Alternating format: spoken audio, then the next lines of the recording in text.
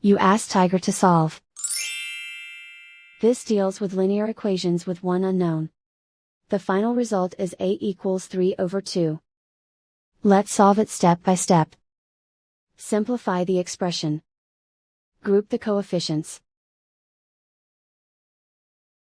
Convert the integer into a fraction. Combine the fractions. Combine the numerators. Isolate the a. Multiply both sides by inverse fraction 4/-1. Group like terms.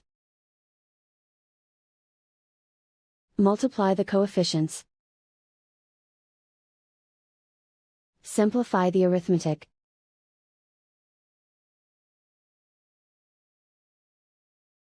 Multiply the fractions.